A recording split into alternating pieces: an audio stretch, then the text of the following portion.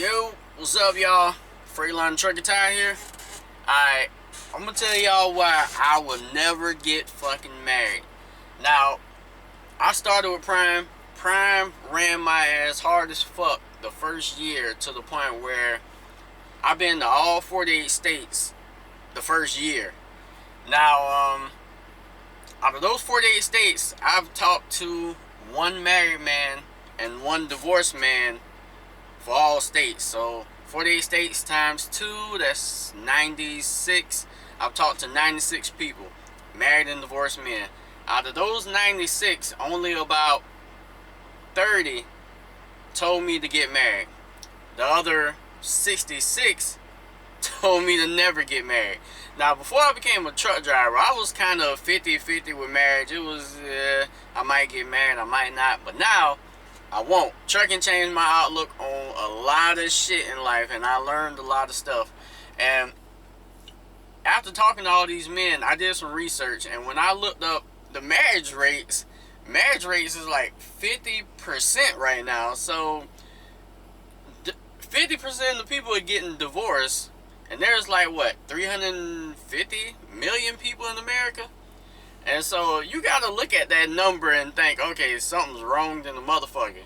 So while talking to these men, what I found out was that the majority of men was getting married in hopes that the relationship would stay the same, the woman would stay the same, everything would stay the same, and she would keep her looks. Well, the majority of the time after marriage, the woman would get less attractive, get comfortable, let her body go, all that shit. And the women would tend to get married in hopes that they could change the man, probably into the man that they couldn't get or the man that they really wanted. So now you already got two weird dynamics with getting married and getting divorced, getting married with the men and the women. So, and a lot of these guys were blindsided with divorce. They told me they never saw it coming. One guy told me he came home after a hard day's work to see a letter on the table from his wife telling him that he would get divorced. He was getting divorced. He never talked to her, never found out why she divorced him. Everything was through the lawyers. Like he still don't know to this day. One guy told me that his wife divorced him because she was bored of the relationship and they had kids and shit. Now imagine going through life, people telling you got to get married, have kids, settle down, yada yada yada, and then your wife just ups one day and tells you, I'm bored of you, I'm bored of this dog, I'm bored of this house, I'm ready to go, and divorces you after like 10-15 years. And you wonder why we got men out here spazzing out and becoming serial killers and shit, because life is putting them in the direction and then boom, fucking them over. And so the men, like, hearing the stories that they was telling me is completely different versus the shit you hear, the shit you see on the news or in social media. When that motherfucker's in front of you and he's telling you his life story and he's breaking down and crying in front of your face, pouring out all his fucking emotions and shit, that shit would get to you, because that shit happened a couple times while talking to these men that were married and divorced. And another thing that kind of caught my attention while talking to them, they said that the majority of the time the relationship turns from a husband and wife to a brother and sister relationship, and it just, the love dies. Like, I mean, really, I don't think love is a big factor in getting married. That seems more like a partner thing. Like, I need something from you and you need something from me. And so with the men that told me to get married, I would ask them, okay, pitch pitch marriage to me. Pitch the idea of getting married to me like it was something you needed to sell to me. And so every time I would tell these people to pitch it to me, they couldn't do it. They couldn't do it in a successful way. Like, they couldn't tell me a good enough reason to get married. Okay, because the only thing you can tell somebody is that you'll save money on taxes. But when you look at it, the money you save from taxes from being in a joint marriage is nothing compared to the money you could lose by getting divorced. And what a lot of these men told me, that the majority of the women were doing the divorcing. So, and it would be for various reasons. Bored was the number one. The woman seemed to be bored, wanted to spice things up, just was a cheater, had too many other options, was comparing their relationship to other people's relationships, social media, and all this other shit. Like, look at the celebrities that get divorced. What do you really think a man looking at Jeff Bezos' divorce will be incentivized to getting married? That shit will not motivate a man to get married when he looks at Jeff Bezos' divorce. Jeff Bezos lost the most money ever in a divorce case, and he lost so much that it immediately made his wife, what was it, like the top 10, top 15 richest women in the world. So what you're telling other women is that not only can they have their cake and eat it too, they can get a shit ton of money in the process by leaving you versus staying with you. The only thing they will be they're missing out when they leave with you is protection and other stuff that the man provides, but they'll get money which can pretty much buy protection and probably buy everything else other than wisdom and guidance. And I knew a truck driver personally who worked his ass off for like a year to marry his wife. I mean, he was working his ass off every day, working weekends, barely taking time off. The plan for the wedding, honeymoon, stuff like that.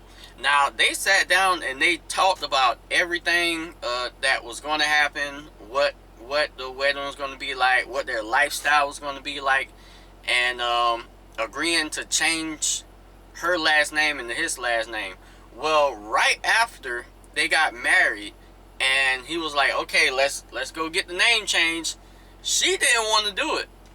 She did not want to change her last name into his last name, and her excuse was that she liked her last name more than his last name. Now, this was something she agreed to do before the wedding, but she waited till after she got the ring and the vows to tell him she didn't want to do it. Now, the crazy thing about her logic is her last name came from a man who got married to a woman. So, I can't even imagine going through some shit like that.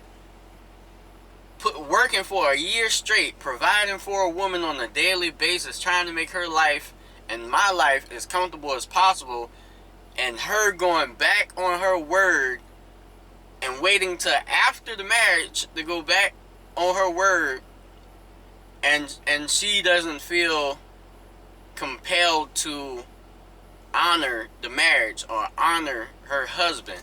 Shit like that would drive me crazy, and shit like that is what scares the shit out of me with even thinking about marriage. That's part of the reason why I would never get married. Like, there's little consequences to a woman going back on her word after she marries you versus before that. Before that, shit, you can just kick her out of your life.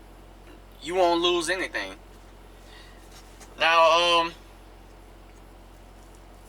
what I tell people when they try to get me to get married, I say, okay, let me get this straight. You want me to get married, sign a contract with the state to prove that I love a woman, pay for the wedding, pay for the honeymoon, pay for the ring, pay for everything, buy a house, both of us cars, settle down, have a family, work 40 plus hours a week, and all this shit, with the possibility of her divorcing me for being bored, for working too much, but I would have to work a lot to provide the lifestyle that she would want and I would want, and that we would need to provide for a family. And not only can she take the house, she can take the car, she can take the kids, she can kick me out, she can leave me broke, and I could still get stuck for child support and spousal support. And in some states, the spousal support can be either permanent forever, or until she finds another husband, which will only incentivize her to never get another husband and to just keep a boyfriend. So I will be paying for her and her boyfriend lifestyle while ruining my own life and draining my own life in the same process. Yeah, okay, fuck that. I'll pass on that bullshit. Yeah, it's just not worth it. It don't sound worth it to me. I was talking to a cab driver when I was explaining all this to him, and he just said, "Oh man, well, don't let that deter you from getting married. That's life." And I'm like, what the fuck? The fuck you mean that's life? Like, you said that as if you have no control over your life. And he sounded more like the type of guy who would let his wife run over him. And I'm thinking that's why he said it like that. Because he was a married man, but he didn't seem happily married. He just seemed like it was more of a job or a chore to him. But no, a white guy told me one time that getting married is like handing your woman a loaded pistol and praying every day that she never uses it on your ass. And you know, I laughed when he said this shit. I didn't understand, because this was before I became a truck driver and researched all this shit and talked to all these married and divorced men. But now I completely understand what the fuck he was saying when he said that shit. But the final nail in the coffin for me was when I was in Louisiana or Mississippi. I was talking to a white preacher, and he was telling me his story on his wife, a white woman, divorced him out of nowhere. He had two daughters, and not only did she divorce him, he didn't see it coming. She took the house, she took the car, she even took the dog, and left him. She ran up the credit cards, left him in $50,000 in debt, put him on child support, spousal support, and then he put his hand on my shoulder and he looked me dead in my fucking eyes, and he said, if a woman would do this to a preacher, imagine what she would do to you. Boom, mind blown. That's all I had to fucking hear. That was it. That was the last straw. I said, fuck marriage. Never ever. Okay, he had a point. Because women love using religion and God as an example to show how good they are and shit like that. But when the hammer hits the nail, it's fuck you, and it's the survival of the fittest. So, fuck marriage. Y'all can have that shit. So, moral of the story is, if you're going to get married, know who the fuck you're getting married to. Make sure you have a plan B and a way out, just in case shit hits the fan. Because from what I can tell, based on what the divorced men told me, the women they married was never the same women that divorced them. And so you need to make sure that you survive that first year. At least you survive that first year, because most marriages don't last past 5 years or some shit. I think they said the first 2-3 years is okay, but after that is rough. But always remember, speed, time, distance, protect your balls.